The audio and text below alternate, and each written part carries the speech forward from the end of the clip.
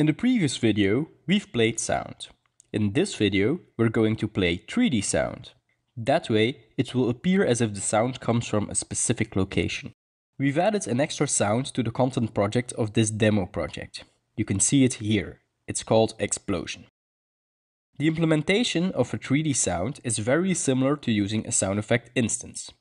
Because of that, we've already implemented the sound effect instance in this code.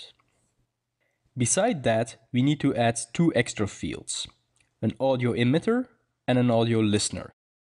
The emitter represents the objects that will cause the sound. For instance, in case of an explosion, that will be the bomb.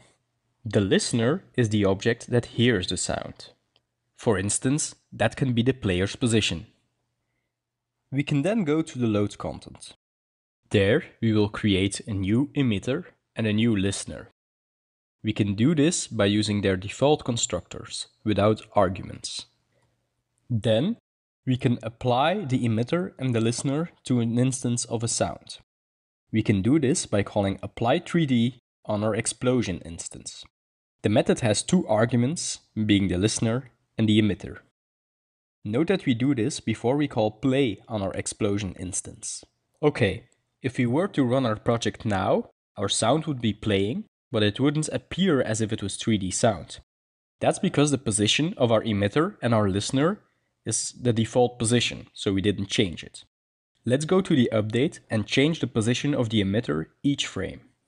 We will use a sine function along with the game time to move the emitter. After we change the position of the emitter, we need to apply the 3D effects to our instance again.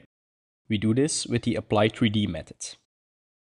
If we run our project now, we will hear the sound of our explosion and it will be moving around in 3D space. In the next video, we'll play songs using the media player.